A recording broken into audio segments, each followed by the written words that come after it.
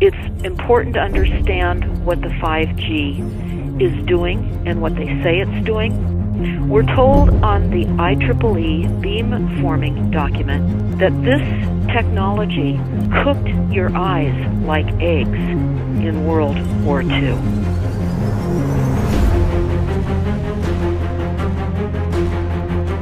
And you all need to understand these are military weapons. These are assault frequencies. If you garner nothing more than that, that's what you need to know. It's microwave radiation warfare. This is what this is.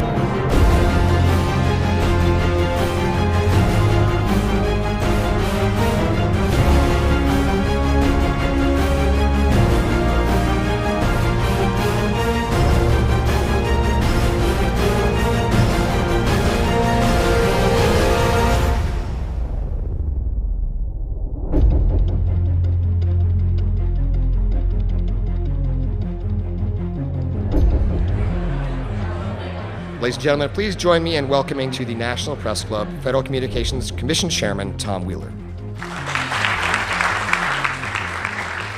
It's an honor to be here at the National Press Club. The first generation wireless, 1G, was voice. The second generation, 2G, allowed both talk and text. Third generation, 3G, the internet, in a limited way. And today's technology, 4G, completed that digital migration. But if anyone tells you that they know the details of what 5G is going to become, run the other way. This video is brought to you by the number 5 and the letter G. And pretty soon, everything else will be too. I have to tell people 5G is a killer. I'm Mark Steele. Anybody who hasn't heard me, I'm a weapons systems head-up display expert. I'm one of the leading experts in the world. I've actually brought cover in relation to this, and the reason I became an expert was because I invented them. What I'm going to say to you today, do not believe a single word I say. Not one. I want you to do your own research. You'll find it's absolutely terrifying. You got your body covered? Aye. Oh, good lad. Right, because I can talk to that. This 5G rollout is a weapon system. I've got a letter in with central government because I know about weapon systems more than anything other. In Britain, in a place in the north of England called Gateshead, a scientist there called Mark Steele has been very publicly and actively warning people about the effects of LED streetlights, which he says in Gateshead are emitting now 5G. Right, what's the crack? Hey, lads. I'm just having a word with these Gateshead council workers about replacing these transmitters on these lights that are causing harm and assaulting the community. This is an existential threat to the economy, to the environment and humanity. If these transmitters are everywhere, then everyone's at risk, surely.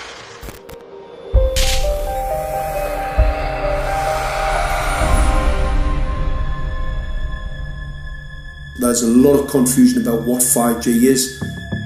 The G stands for generation. So you started off with the first transmitter system. Back in the 1980s. In the 80s, yeah. So you had 1G, then you had 2G. And as the generations moved on, you started to see more complex signal systems, cleverer pieces of antenna designs, etc., etc. So the whole thing became more data, quicker downloads, etc., etc. However, 5G is something completely different. Alright, let's get a breakdown. Let's tell the people what this really is. This is the 5G transmission device. Blinking heck, that's a hell of a beast, that, isn't it? These are the uninsurable transmitters. Just get a good look at that, guys, because obviously I know there's quite a few experts who want to see more detail about the transmitters and the chipsets. Just have a good look, boys. This is the control management system masquerade. There's an antenna there, you see that? What is this phased array antenna here? What's that? This is for phased array, alright? As you'll see, it's got a driver, it's got some chip there. It's one chip. Look at the chipsets on this. This is your dystopian world. What did Gateshead Council say? I'll tell you what, I think we better send some of these educated fools back to school, or just send them to prison, whichever's the easiest. I think prison's probably better. Alright, that's 5G, guys. That's 5G hardware. You must consider the whole part played by electricity in nature. Human beings cannot go on developing in the same way in an atmosphere permeated on all sides by electric currents and radiations. It has an influence on the whole development of man. This life of men in the midst of electricity, notably radiant electricity, will presently affect them in such a way that they will no longer be able to understand the news which they receive so rapidly. The effect is to damp down their intelligence. Such effects are already seen today. Even today, you can notice how people understand the things that come to them with far greater difficulty than they did a few decades ago. Rudolf Steiner, 1924. Rudolf Steiner noted that in 1924, since then our atmosphere has become far more permeated with electric waves of widely diverse types. There's no doubt now that electric waves, electromagnetic forces, cause direct biological effects. There's thousands of peer-reviewed papers on this subject. There's no doubt about it. But what are these effects? How are they affecting us? What can we do about it? We're now at a stage where we're putting in what's called 5G, which is a special type of broadcast for high-density information transfers. And it turns out that this is the same frequency bands that are used in crowd dispersal weaponry.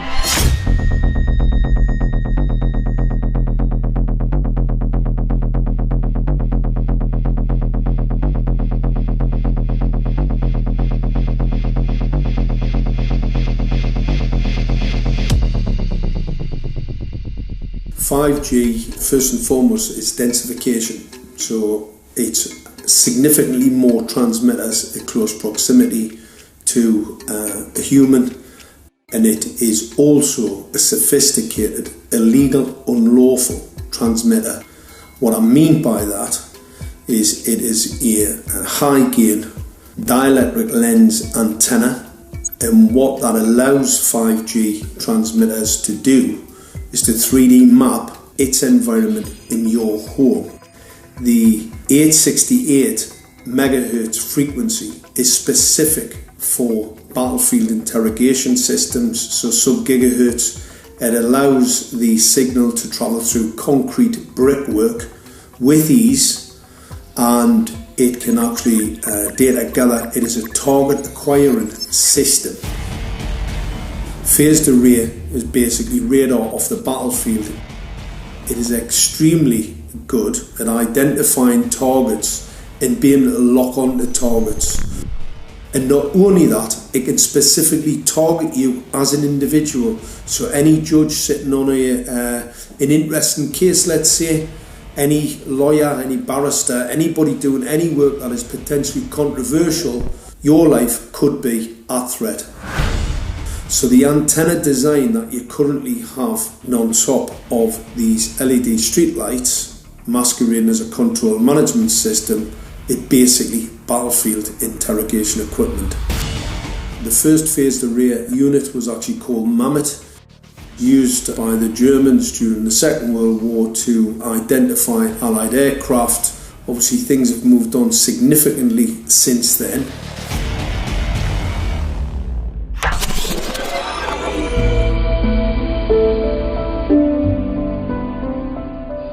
Well, I joined the Royal Navy in 1960, and I specialised in microwave warfare.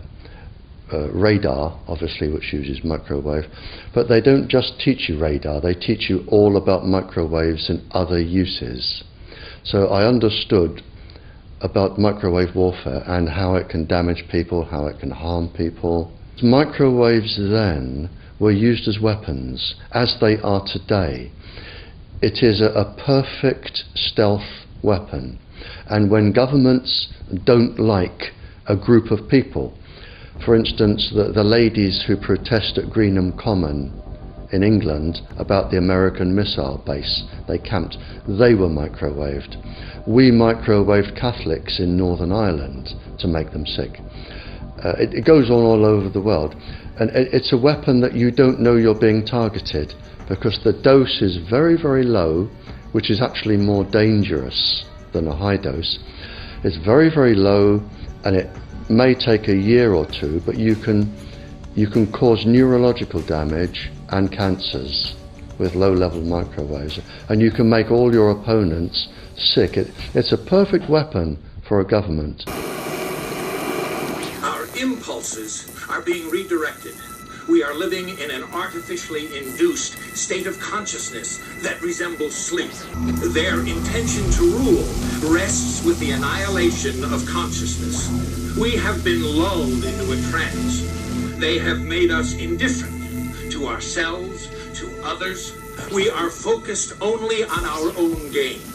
Please understand, they are safe as long as they are not discovered. Keep us asleep, keep us selfish, keep us sedated. Almost immediately, I had neighbours knocking on the door, talking about children bleeding from the nose. I had images posted on Facebook.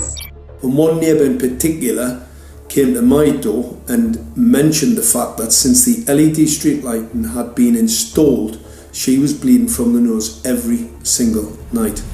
I thought it was unbelievable. However, I spoke to another neighbour who lived not far from the first lady who mentioned this, and she also confirmed that since the LED street lighting had been installed, she also had started to develop nosebleeds and had never had nosebleeds before in her life. That then put me on a journey to investigate. I measured microwave radiation levels from the transmitters on top of the LED streetlights. The basic 868 megahertz, it was significantly higher than the current Council of Europe 1815 resolution, which is a maximum of 600 millivolts. I've measured up to over 3,000 millivolts. 5 to 6 times higher than the guidelines. Significantly higher than the current Council of Europe 1815 resolution, which states that 200 millivolts should be the maximum. The Bioinitiative report states that it should be significantly less than that. So we've got the Council of Europe, that's, you know, the international criminal courts are stating that, you know, the learned judges have said that 200 millivolts, and I'm measuring in bedrooms in Gateshead minimum 600 and up to 4,000. Does this mean that in 2020, 2021, when 5G is destined to roll out globally, that you're going to get those kind of readings everywhere all the time? Everywhere all the time. Worse than that? Worse than that. Yes, 5G will connect the Internet of everything. If something can be connected, it will be connected in a 5G world. Hundreds of billions of microchips connected in products from pill bottles to plant waterers, requiring massive deployment of small cells. We won't wait for the standards. Now, to make this work, the 5G build-out is going to be very infrastructure intensive. We must reject the notion that the 5G future will be the sole provenance of urban areas. The 5G revolution will touch all corners, and that's damn important. The interconnected world of the future will be the result of decisions we must make today.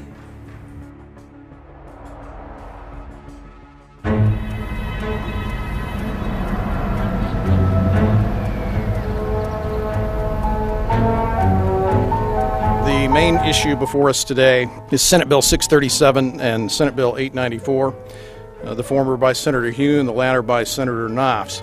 We're going to invite the first four witnesses in support of the legislation, and that would be John Jones with Sprint, David Lewis and Andy Emerson with AT&T, Neil Krevda with Verizon, and Frank Iacovetti Jr. with T-Mobile.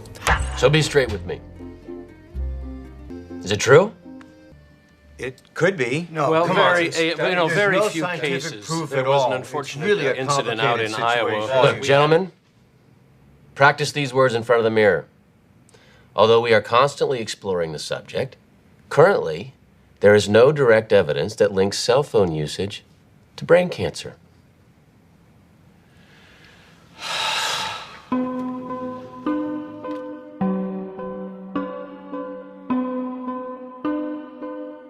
I'm Sharon Goldberg. I'm an internal medicine physician. I've practiced medicine for 21 years, and my background is mostly academic, internal medicine, hospital-based, clinical research, and medical education. I'm a certified Microsoft small business specialist. I've worked on space station designing the cabling system for the airlock module, where I was responsible for EMI/EMC analysis, which is electromagnetic interference, electromagnetic compatibility. I am a professor in the Department of Epidemiology, Biostatistics, and Occupational Health, and I teach there both toxicology and health effects of electromagnetic radiation. My name is Daphne Tachover, and I'm the founder of an organization called We Are the Evidence. We are an organization that represents the many adults and unfortunately many children who have become very sick from wireless technology radiation. There seems to be a couple false Easter eggs being put out there right now. I want to make sure we dispel that right off the gate.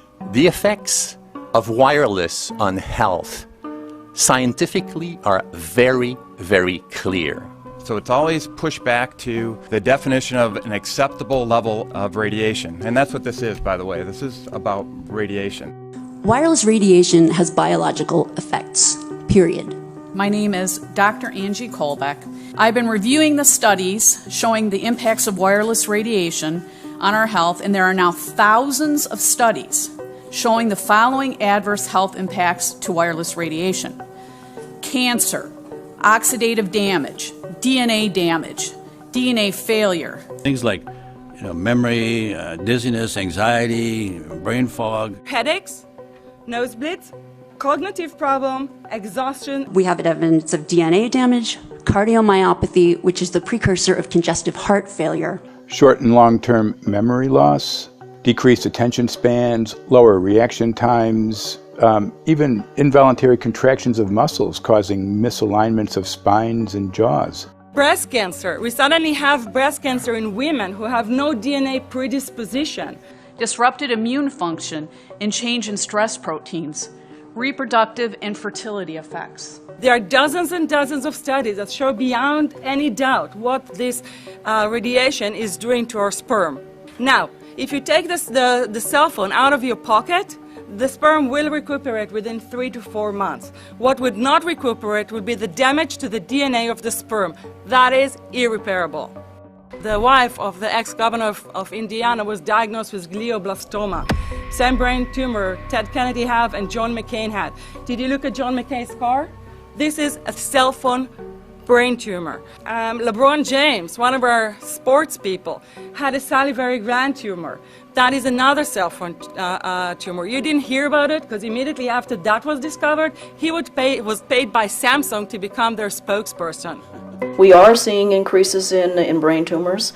We're seeing increases in Alzheimer's. We're seeing increases in all of the neurotransmitter diseases, ALS, Lou Gehrig's disease, Parkinson's. These are all disease systems that are known to be associated with low-level energy exposures. We talk about 24/7, around-the-clock exposure, wherever you are and your whole body. You never get away from it.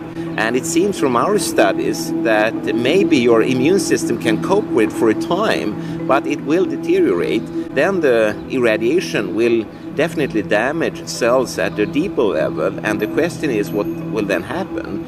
These are out of peer-reviewed papers, so these are not just hypochondriacs thinking that they're doing it. We're having real problems with this. This is no longer a subject for debate when you look at PubMed and the peer-reviewed literature. These effects are seen in all life forms: plants, animals, insects, microbes. So 5G is not a conversation about whether or not these biological effects exist. They clearly do.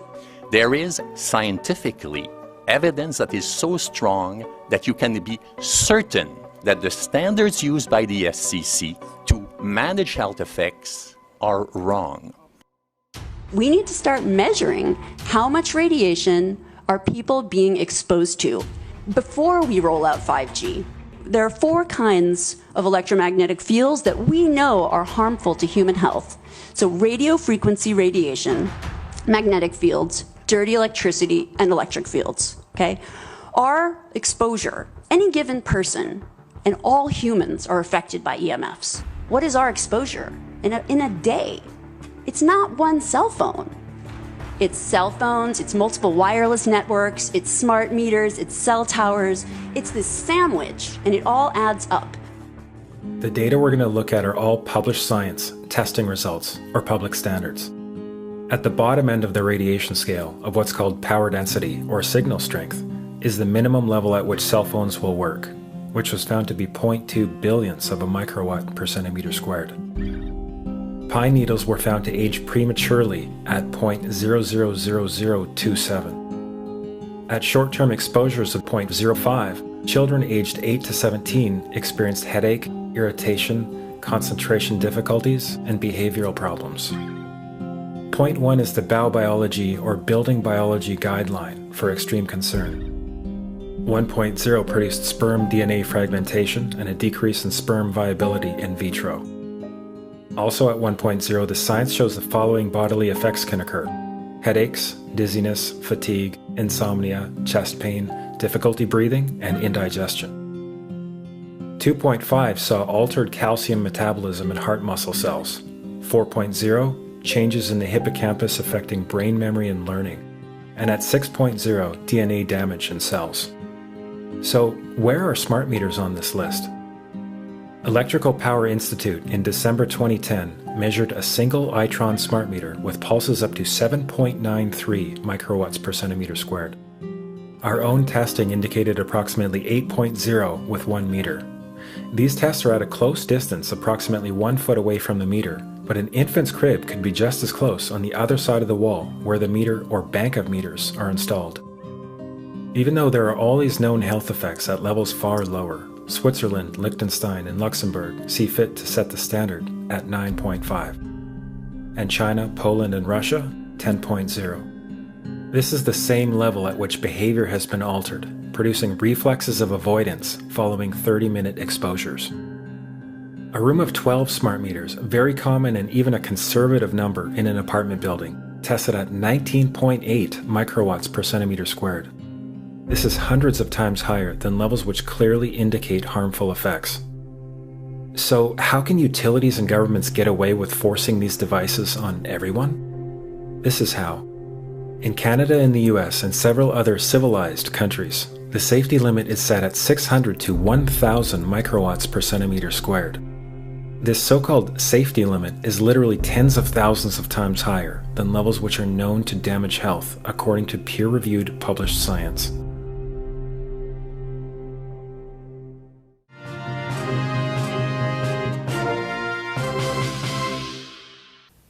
Faster, better, more reliable internet. That's the promise of 5G technology, but there is also the peril. Health hazards associated with radio frequency that is higher also and requires more transmitters and antennas. And the stark, simple fact is the health hazards are unknown and unstudied. And that is a sign of neglect and disregard on the part of the Federal Communications Commission that seems unacceptable.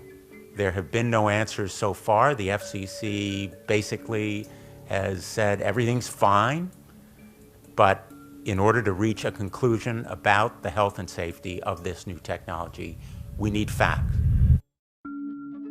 Mr. Chairman, thank you for having this hearing. 5G, as you well know, also uses higher frequency waves that don't travel as far and will rely on a network of hundreds of thousands, potentially millions of small cell sites. And the question then is, are there any health implications, any public safety implications to those additional sites that are likely to be located close to homes, schools, workplaces, and closer to the ground, correct? Correct, Senator. Yes. So my question for you, particularly Mr. Gillen and Mr. Berry, how much money has the industry committed to supporting additional independent research? I stress independent research. Is that independent research ongoing? Has any been completed? Where can consumers look for it? And we're talking about research on the biological effects of this new technology. Thank you, Senator. I think, thank you for your focus on the issue. Safety is paramount, and as you alluded to, we rely on the expert agencies, we rely on the findings of the FDA and others as to the requirements to keep all of us safe. There are no industry-backed studies, to my knowledge right now. Happy to visit with you as to what opportunities you think there needs to be more studies, and we're always for more science. We also rely on what the scientists tell us. So essentially, the answer to my question, how much money? Zero. I can certainly follow up with you, Senator. To my knowledge, there's no active studies being backed by industry today. Anybody else know of industry commitments to back research, fund it, support it, to ascertain scientifically the health effect?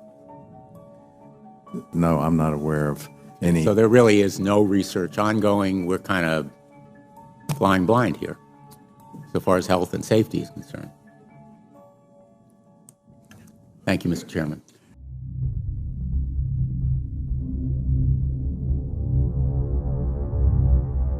You're a trained medical professional. Yes. We don't have one on the panel.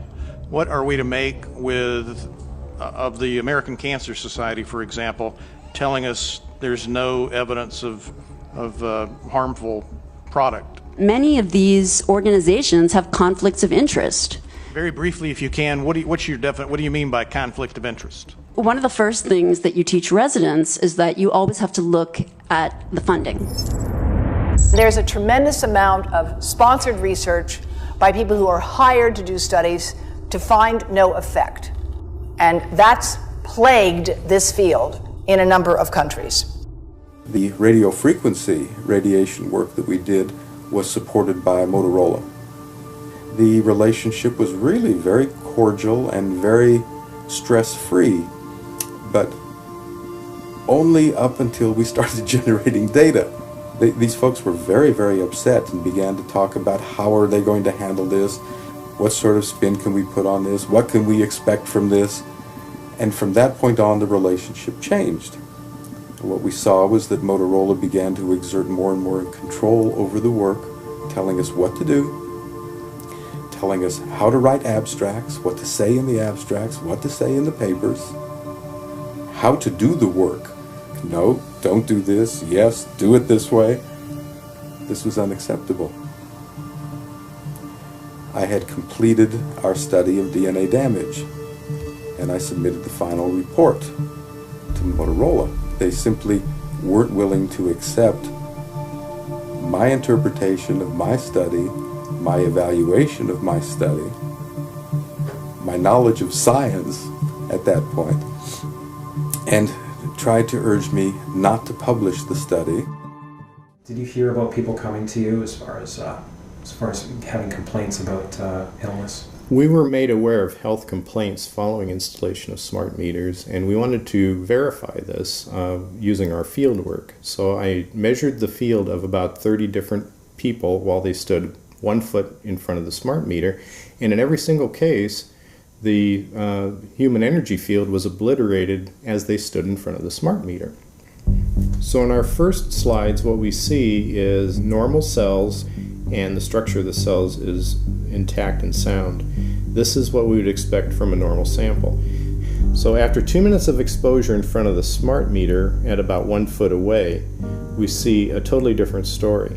Sample 1, you can see a lot of degradation in the cells. The cell walls have been broken, and you see changes in the cells which are called mycoplasma. It shows a mutation to the cell. In the second sample, we see a different type of degradation to the cell membranes. You can see a corrugation here. This is called bottle cap formation, and it's known that this occurs due to oxidation or exposure to free radicals. So this third subject, when we did her sample, she had to be pulled away from the meter after 45 seconds because she complained about an increasingly severe headache. And here you see a phenomenon called rouleau, where the red blood cells are stacking up, which makes it very difficult for the blood to deliver oxygen to the tissues as they would be their normal function. Every single one of these is a degradation. Every single one of these shows a trauma to the blood cells, and that came from something, and the only variable was the smart meter. The good news in all this is the patient and the blood can return to normal once they have been removed from the influences of these stressors.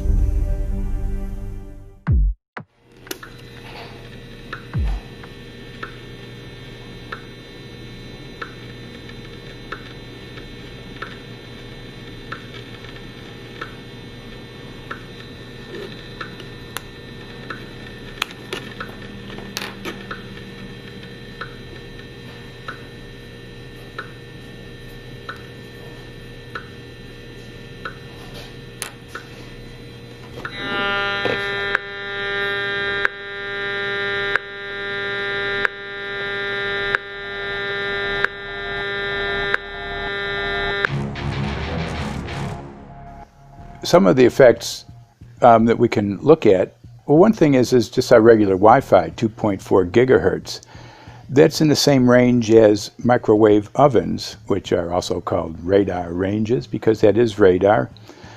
2.4 gigahertz is interesting. It's not the peak absorption rate in water for microwave frequencies, but it's at a point where it allows full penetration, because if it came in at the peak, it would prevent the insides from getting warm. So that's with basic Wi-Fi. Now when we look at 5G, 60 gigahertz, this is what they call active dispersal sort of weaponry, just to keep people back. It burns the skin. It doesn't penetrate, but 60 gigahertz is the frequency of oxygen molecule absorption. Since they have electrons that they share with each other, what we breathe is actually O2, pair of oxygen. So being bombarded with 60 gigahertz could very well impair our oxygen absorption rates in our body, and thereby the whole basis of our living system. Martin Pall says, putting tens of millions of 5G antennas without a single biological test of safety has to be about the stupidest idea anyone has had in the history of the world. So assessing all this, we have experts in various fields: military EMF weaponry, biological effects on humans, firefighters that are getting cognitive impairment by being there in them, countries that are banning these sort of technologies around schools because of the impairment to cognitive. Let's weigh that up in light of what Rudolf Steiner said in 1924 about just mere radio causing the impairment of cognitive functions on people, that they can receive news from around the world, but they can't understand it as well because of the effect of the electricity. We have to say, something smells sinister here.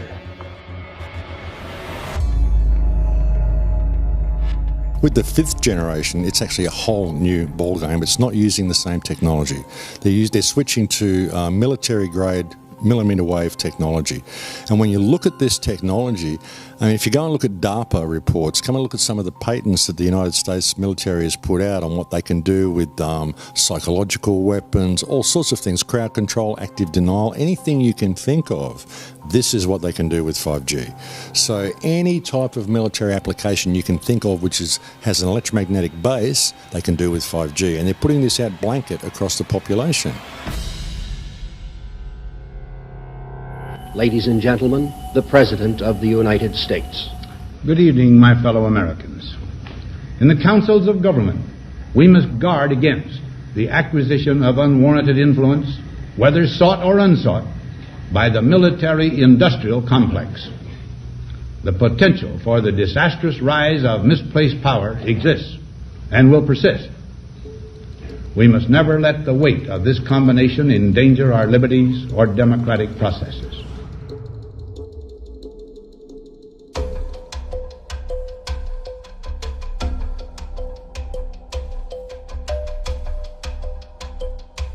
The FCC is a capture agency. They probably conducted what I believe to be the biggest fraud on the public ever conducted. The FCC has been described by Harvard University's Center for Ethics writer Norman Alster as the most captured agency in D.C., acting more as an industry cheerleader than a regulator. This is especially true today with 5G, where there are serious safety concerns and potentially misleading information coming from the FCC. For example, the previous chairman of the FCC is Tom Wheeler. He was the head of the Wireless Lobby Association for 14 years. Now remember, Obama told us there would be no lobbyists in his administration, so he took the biggest lobby and put him as a head of the FCC. And that's damn important.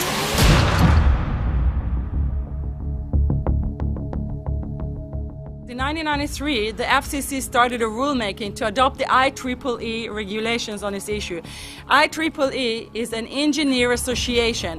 Why is it that we adopt regulation of engineers who maybe know how to measure this radiation when it's passing a wall, but not when it's passing a body?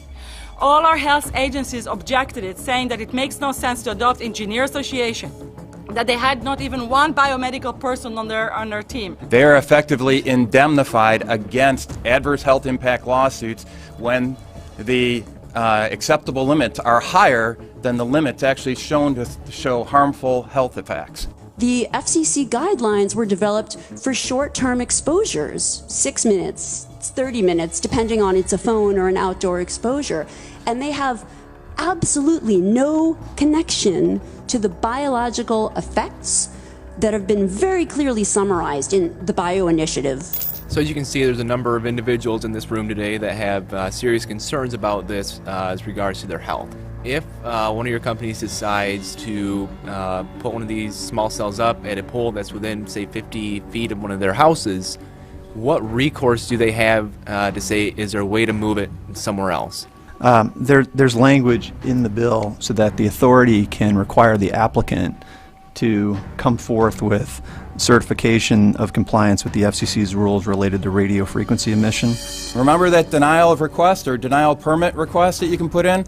It's going to point back to the acceptable levels as determined by the FCC. Not the EPA, or not the CDC, the ones who usually take care of health concerns, but by the FCC, which is staffed by former members of the telecommunication industry. That's the fox guarding the henhouse. It's a fact that most insurance companies will not indemnify against EMF effects.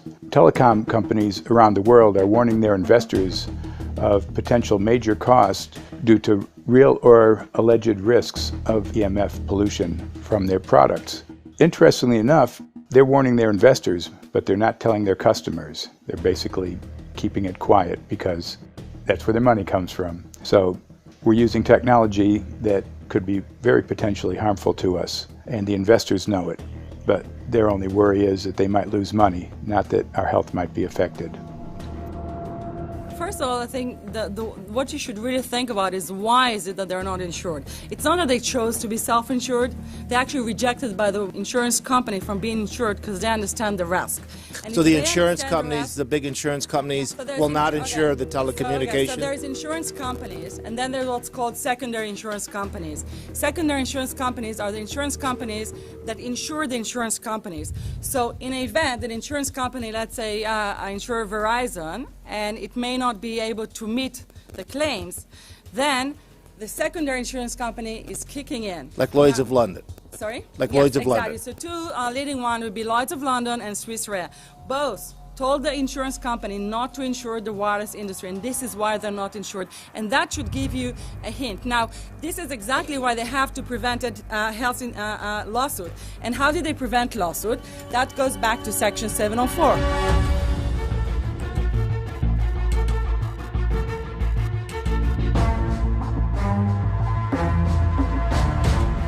Section 704 was passed in 1996. This is how our rights in regards to health were taken away by the wireless industry. What this legislation did, it gave the power to regulate the health effects of wireless technology to the FCC. FCC is a spectrum auctioning agency. It's not a health agency. They don't even have one biomedical person on their team. And then the other thing that Section 704 did, it actually took the power from the states to regulate location of cell towers based on health. And what does it mean? It means that if they want to put a cell tower in front of your home, you cannot go to your city council and say, hey, stop, I don't want it. I just heard in a lecture that there are 10,000 studies proving that it's harmful. I don't want it. My child is sick. They would tell you, stop. You're not allowed to mention this in the city council because Section 704 says that if you will, and if the application will be rejected, the city will be sued, can be sued by the wireless industry.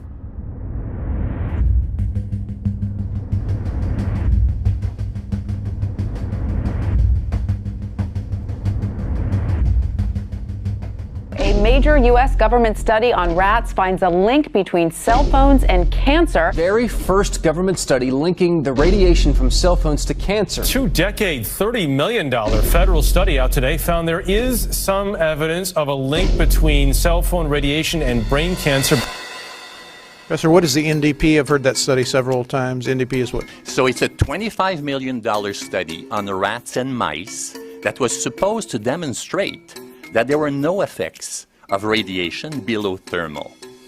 And in fact, it demonstrated exactly the opposite. And it follows on the heels of two major studies on animals that said exactly the same thing.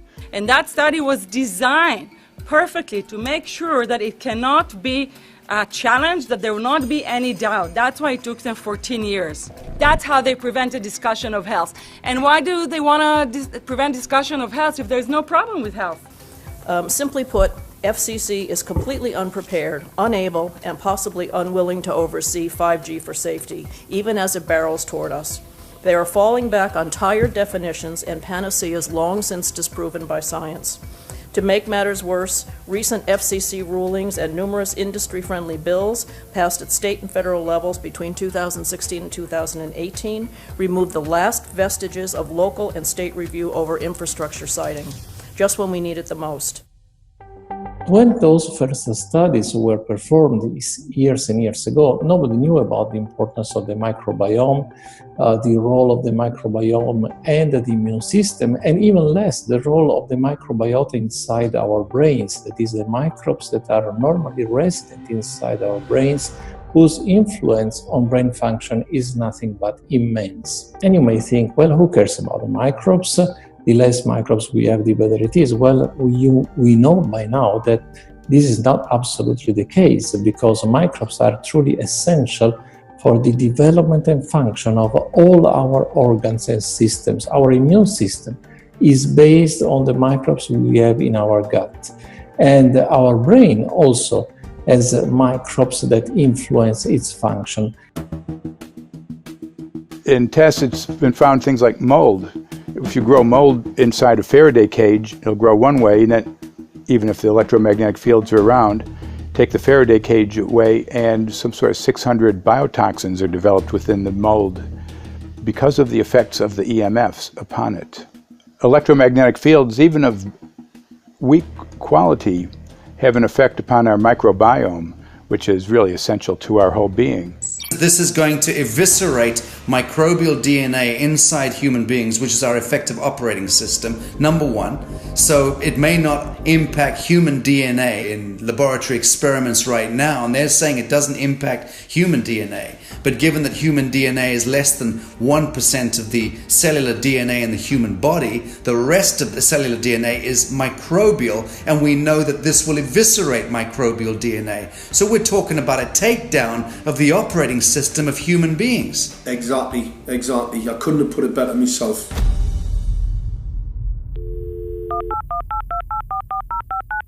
John Brandt.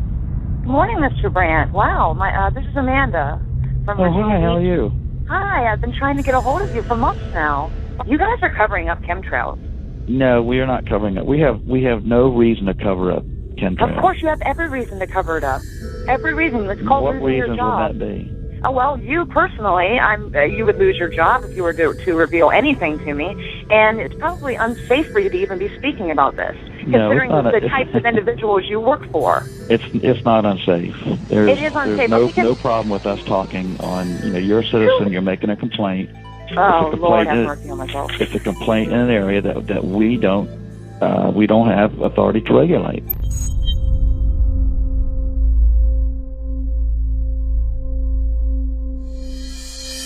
So the connection between chemtrails and 5G.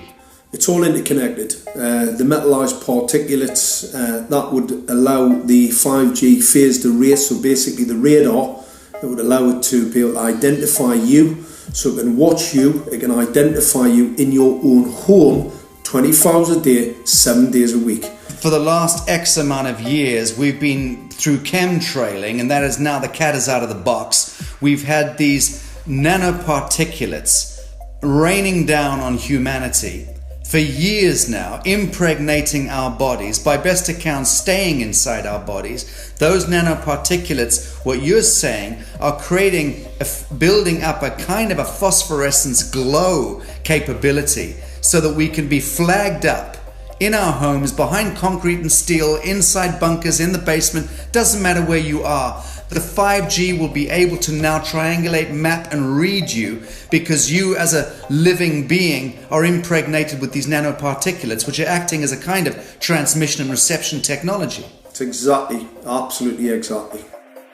You have to consider that DNA also works as a fractal antenna, which is able to send and receive and also to process signals under the form of radio frequencies. Well, then there is no doubt that artificial radio frequencies, such as those of cell towers, and in particular these new types of towers that have a much higher density of signals, they may somehow interfere with the ability of DNA to retain and transmit biological signals. So this is one level of danger that very few biologists are aware of. How much effort was put forward to address this? What most of these people or many of these people are here for, which are the health concerns. Was there any dialogue back and forth? Was there any working? Was there many studies evaluated to look at regarding this area? Maybe not every person that has concerns on the legislation was brought to the table. Okay, so from your perspective, you feel that there was a legitimate amount of time to evaluate the data that the opposition would have on this? Absolutely, and I wouldn't put forth something that I didn't believe in. And I'll tell you, as I mentioned earlier, and it's been commented several times amongst the panel here, this is truly an economic development issue. Our 3-year-old, again at home, is outraged when we pull out the driveway and he's not able to access Wi-Fi.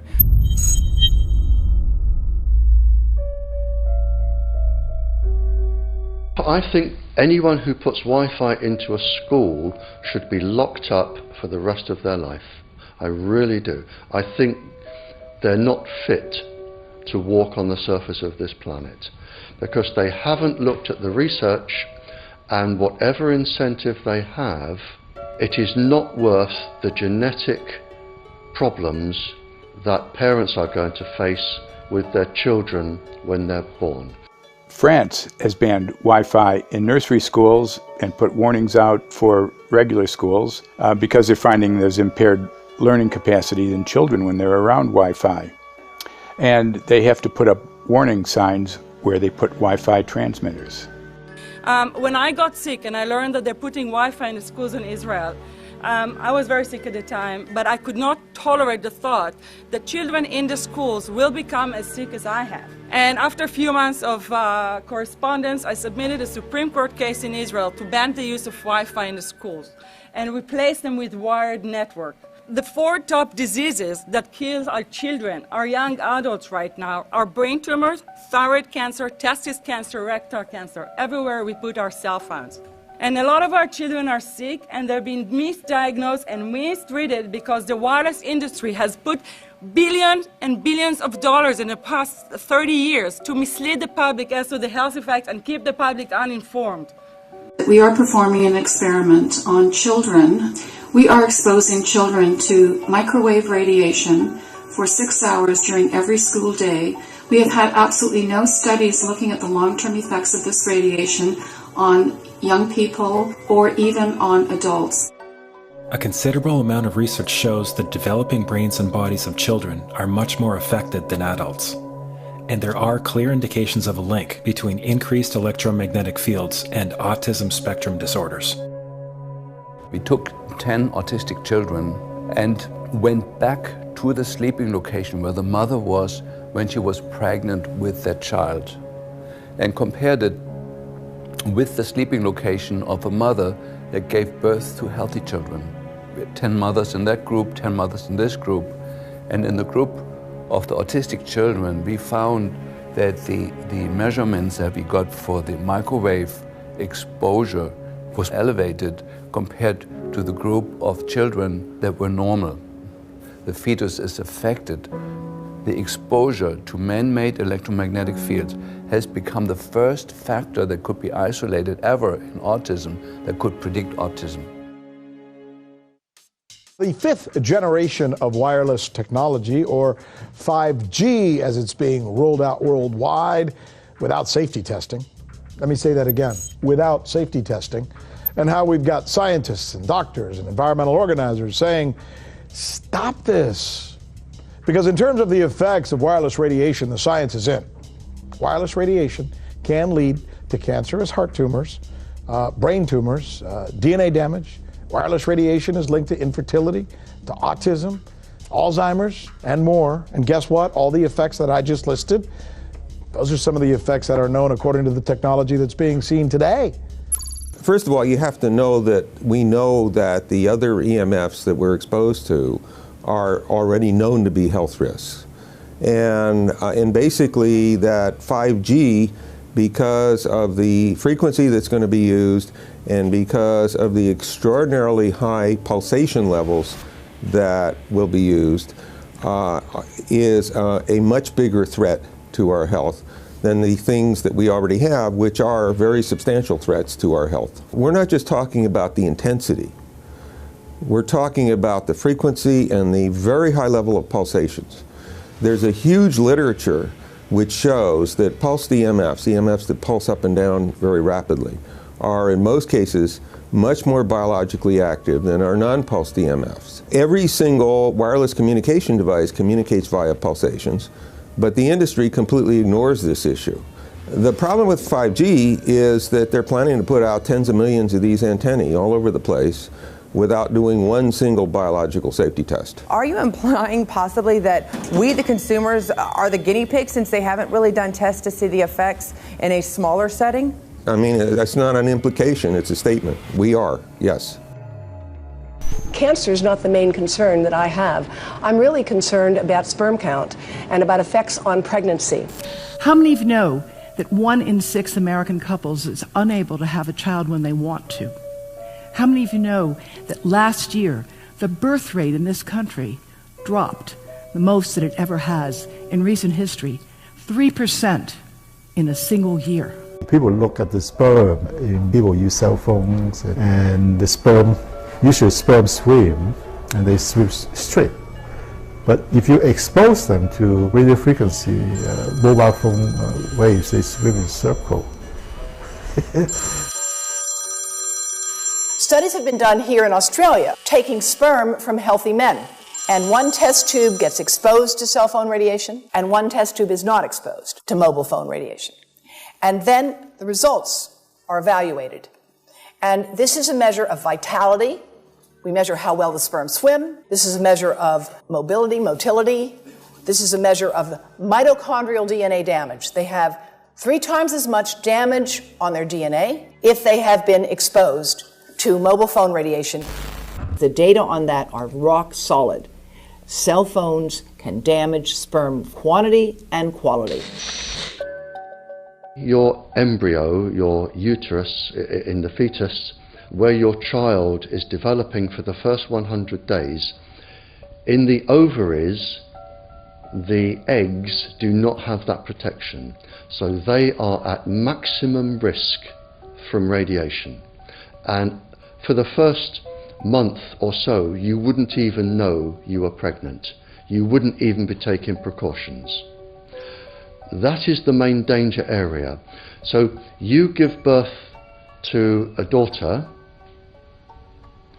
but her ovaries are now contaminated. She may be normal, she may be genetically damaged, but her ovaries are at the most risk. So when your daughter grows up and she becomes pregnant and has a baby, this is where one of these eggs will be fertilized and come out. So the real damage here is your grandchildren. That is where it is going to show most. Do you think that there is a chance that within the third generation of females, they may be irreversibly sterile? Not in the third generation, but in the fifth generation, and that would for humans be something in the order of 150 years ahead of us. And of course, then it's too late to say that you are sorry, and it's very too late to say stop. There is a wealth of papers. I mean, we're talking about thousands of published papers in the scientific literature, few of which, or sometimes none of which, have entered the official documentations from authorities and likewise. So I think it's really time to have an independent compilation of data.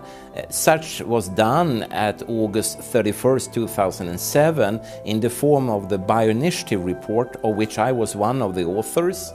And then we put together approximately 2,000 scientific references on a little bit more than 600 pages, clearly saying that if you, for instance, if you are a rat or a mouse or a cell or a molecule, you should definitely not allow yourself to be exposed to this. And in the meantime, we have this full-scale experiment using our own kids. One interesting case, John Patterson. He was a telecommunications engineer in Sydney, Australia. Very brilliant man. For 20 years, John tested Telstra digital systems. Over the time, he realised the dangers of electromagnetic radiation. It disrupts the bioelectric system of your body, which is really your brain, your nervous system, how your muscles talk. And he tried warning of these effects through different agencies, through his company. Got all the test gear out and measured it and drew up a report, and I was immediately removed from service. Finally, in 2007, he took matters into his own hand. He commandeered a used British Army tank and went and destroyed 6 cell phone towers in Sydney, Australia, because he wanted to stop this. He was trying to make a point. The message was that how dangerous it was. You know, these people were elected by us to manage our infrastructure in a responsible manner. That is the sole purpose of government if it's going to exist at all. And if it doesn't do that, then it has no right. It is invalid. So we need to pull this infrastructure down. We really do. But in order to do that, I mean, we can't just be some violent domestic terrorist. You've got to bring this awareness to the people that these towers are doing them damage. You don't need bandwidth that fast. And they're not doing it so you can download movies quickly. They're doing it so they can track every single thing you do and bring in this social crediting system to control even everything you think.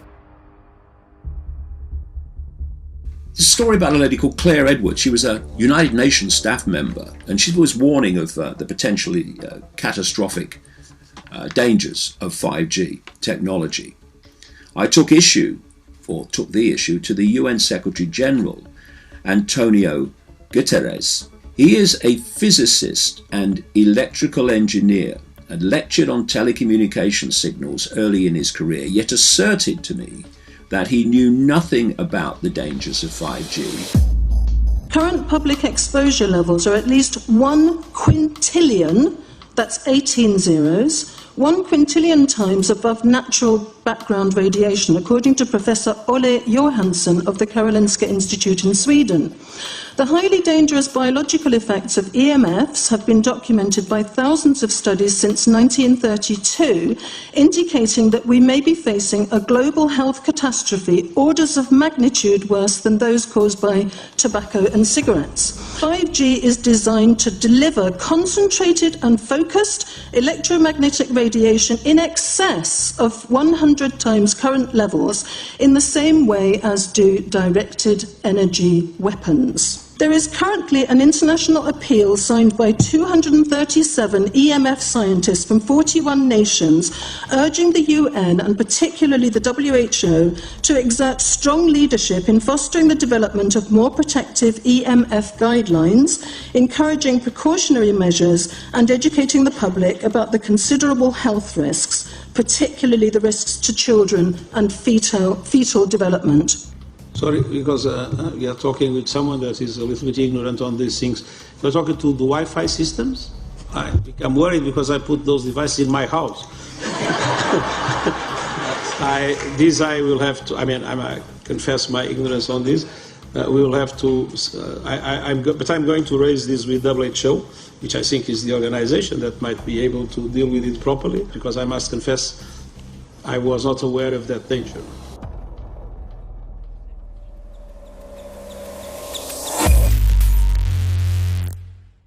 In 1996, when the Telecommunications Act was passed, in it was a provision essentially that kept local officials from addressing health issue concerns when approving or not approving a cell tower. So that's correct.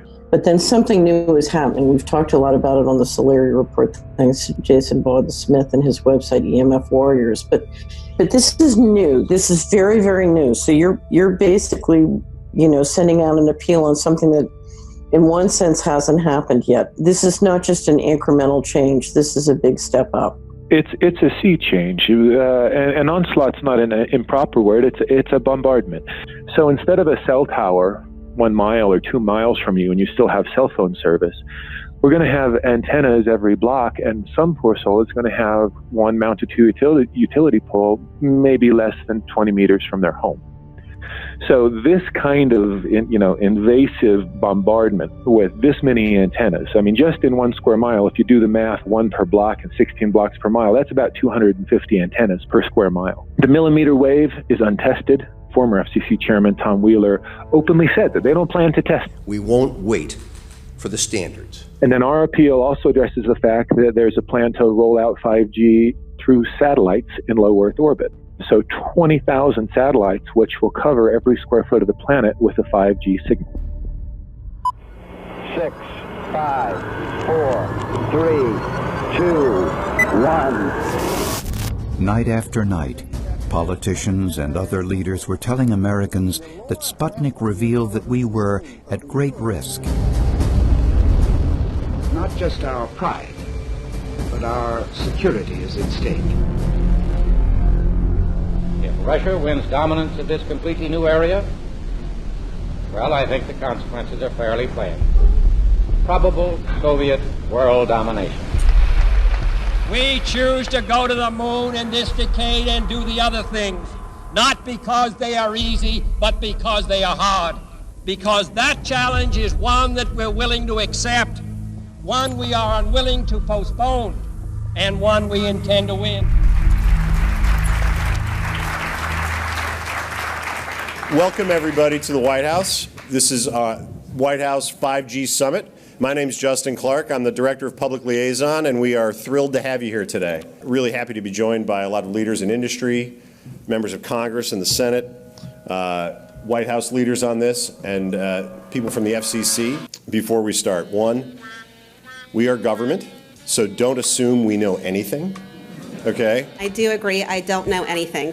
I have become accustomed to giving speeches in my new position on subjects about which I frankly know very little, and we need more cell towers and connections in Connecticut, my home state. It's ridiculous. The U.S. is in the lead thanks to our private sector as well as the work of the FCC and this administration overall. But China and South Korea and many other countries are eager to claim this mantle. We have every intention to deploy 5G first and reap the benefits of faster and more robust wireless. Yes, I hope we beat China, of course. And get to gigabit speeds and low latency, and the race has begun. Let there be no mistake. The race to 5G is a sprint. Winning the global race to 5G, it's a national priority. We must bear in mind the national security implications of winning the race on 5G. Today we're talking about the importance of being first in 5G, continued commitment to putting America first in the race to 5G. We're calling it America First, 5G First. Well, our strategy is called the 5G FAST Plan, a plan to facilitate America's superiority in 5G technology. Connected devices for health applications, which I love, has the capacity to make people healthier, as I understand it, a lot of medical applications. Industry is not asking the government for money to build 5G networks. They're asking us to cut the red tape that surrounds infrastructure deployment. We cannot let today's red tape strangle the 5G future. The red tape slows and sometimes stops the building of densified network facilities necessary for 5G. As we continue our efforts to keep government out of the way so that America can continue its leadership for America to win the race to 5G. One path is the government regulatory path. The other path is the private enterprise free market. Gales of creative destruction, Schumpeter path. Have you ever heard that? Gales of creative destruction? It just means let it rip. The new replaces the old. With 5G, we're on the cusp of another era of American innovation. It means an even more connected world for everyone around us, unlocking the potential of the Internet of Things to become safer, healthier, and more sustainable for our future. You know, sometimes, look, we all believe in the 10th Amendment, but sometimes you have to override it.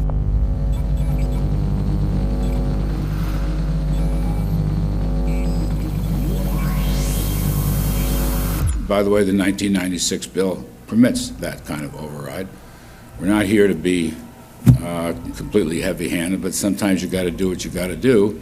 And some of these states or cities that don't want to cooperate want to shake us down. We can't allow obstacles and barriers to stop this movement. That's all.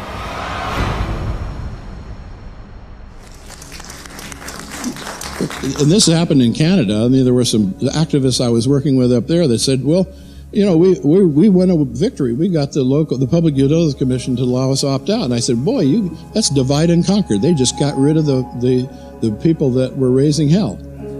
So, you know, that's not the answer. We need to opt out everybody. An opt-out is an agreement to pay to not be harmed. An opt-out is volunteering into extortion. An opt-out says that if I don't pay you, you have the right to harm me. So that doesn't work. This is a mandate. This is being pushed down your throat by a company that is not responsive, by a government that is not responsible, and it's being done in a collusion that's designed to undermine the individual rights of individual people in communities across the country and around the world. The Minister for the Environment has a duty. His duty is primarily to ensure that there is cleaner, better, healthier environment for people in this country. It's a simple duty. He also has a responsibility in regard to science and innovation to make sure that that happens. What seems to be happening here, in fact one could say undoubtedly happening here, is he's using science and innovation to ensure that our right to life is threatened. There have been no public debates. There is no public discourse.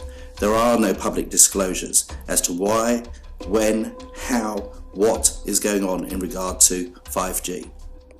That by itself is a breach of ministerial responsibility, and one which we really should look at in terms of a private prosecution against the ministers who have failed to protect our right to life.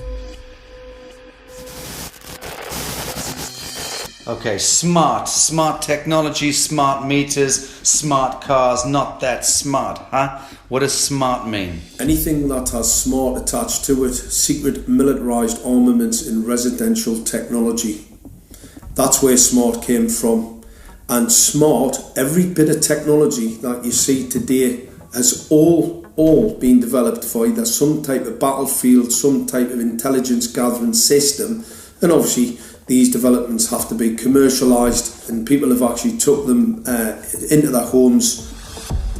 The definition of a smart grid is a wireless system that will fundamentally turn every single appliance in your home into the equivalent of a transmitting cell phone. That's every computer, every television, every furnace, every air conditioner, every coffee machine, every printer, every single appliance that you have in your house will eventually, in a smart grid, have an antenna that's embedded into it that will transmit your usage data to a smart meter on the outside of your home that will then transmit your usage data to another tower receiving that usage signal that will then go to the utility company for supposedly billing purposes. Not all signals will just be about your individual use. There will be aggregate meters that will bounce signal from house to house to house within a neighborhood that will then accumulate all of the usage data that will transmit that to the utility company. Now, what that will do is that the end metering system that is transmitting all of that data will be firing an RF signal at many, many times a second, which will increase the average homeowner's radio frequency radiation exposure exponentially. This picture shows some aphids on the leaf of an orange tree shortly after radar equipment was installed at a nearby airport a number of years ago. I noticed that every few seconds, all the aphids would tense up in unison and do sort of a little dance, as you see in the picture. Upon further investigation, I found that the interval of time between the activity of each dance coincided exactly with the rotation of the radar rotor device at the airport, which was a distance of approximately 14 miles. The antenna arrays create this steerable beam, which helps concentrate the energy. The beams get pointed at the user. What's a MIMO tank? Massive in, massive out. British government have got a plan to roll 400,000 out. This is so that you've got 5G in every nook and cranny, every part of the countryside, so that you can have autonomous tractors, believe it or not. However, those transmitters, these are radar. It is phased array radar. Though that radar signal sweeping the countryside will kill every pollinator, every biological structure, it will sterilise livestock, it will kill the ground, so consequently land won't have a value, obviously farmers will die, the community will be under attack. The community will be under attack. If we can't produce food, if we kill all the pollinators, we're in serious trouble. The takeaway is that 5G, the $1 trillion rollout of 5G by our friendly local government, is definitely a weapon system masquerading as a modern efficiency technology. It most certainly is, and what I put it down to, it's economic terrorism. There is no value, nil, in killing off your population, in destroying your ability to grow food, to kill all your pollinators. They may have a nice financial number on a piece of paper, but in reality, dementia, diabetes, all the things that are currently crippling the NHS, a burden on the country, illness, mental health issues, the focus of that cause can be identified and has been identified in the science. The science is proven. The epidemiological data that we're seeing on the street is now substantiating that science. The DNA inside you, the mitochondrial DNA, you can trace unchanged to your mother, her mother, her mother, right the way back to the beginning of the human race in Africa, the Stone Age. It is unchanged, the mitochondria, and that is being unchanged in your children, which means if you damage it, your child could be genetically damaged, then her child, and her child, and her child, forever.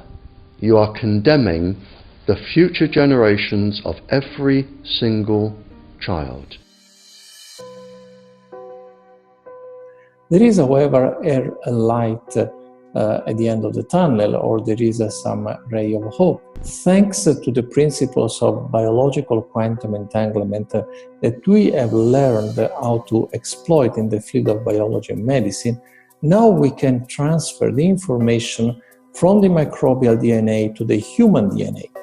And in so doing, we can train, so to speak, the microbes to withstand whatever extreme condition they are exposed to, including this new technology. And then we can train them to transfer this resilience of theirs to our DNA.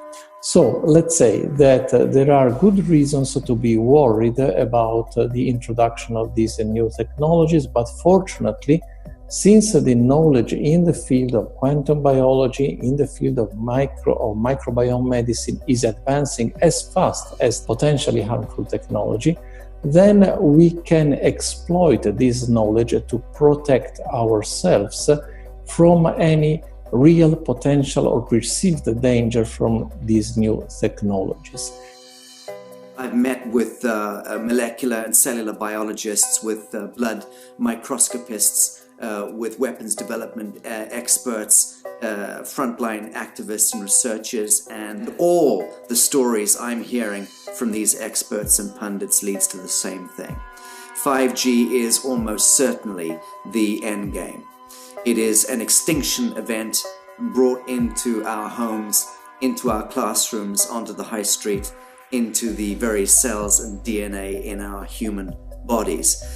It is such a perilous threat that it is almost impossible to imagine, let alone describe. When the 5G signature goes live, it will tap into a multitude of satellites which are in geosat orbit around the surface of the Earth. Millions of surface antennas will pick up that signaling and will then scatter the signaling into hundreds and hundreds of millions of different micro antenna systems set up on street lamps and even in your home, which you're not aware of incidentally. The LED light bulbs in your home invariably contain the micro or nanotech lens flare capacitors which will receive the 5G signaling, and it will proliferate the 5G signaling everywhere by exploding the signal into billions of photons which will target everything all at the same time. This is stealth technology. This is invisible science. But what it means in simple terms is that you will be flagged up, visible, trackable inside your own home. Anywhere you move on the surface of the Earth, they will have a lock and load tracking capability over you. You will be visible to invisible masters, each one of us, all the time. Today, our governments and the corporate sector have managed somehow to infiltrate the mainframe of our civilization and are pushing through a $20 trillion infrastructural rollout without any, and I mean without any, health science running behind it. There have been no tests. Your government and your health authorities are either in collusion on this matter of genocide and ecocide, or they're just damned stupid, and I would suggest it is the latter. Shame on the technologists and the electricians who are furthering this technology in our homes, in our offices, in our streets. Shame on the legislators and the parliamentarians and the troglodytes and bureaucrats that proliferate our society today. Shame on that echelon for putting their signatures to contracts which allow the fast tracking of this technology into our homes and onto our high streets. Shame on the parliamentarians and international leadership whose wet ink signatures and seals of office are sanctioning and permissioning the rollout of something which is arguably the greatest threat to humankind. Shame on each one of us who now fail to get up out of our homes, walk out of our front doors, and challenge every so-called authority who dares to violate our bodies, our homes, and our future generations.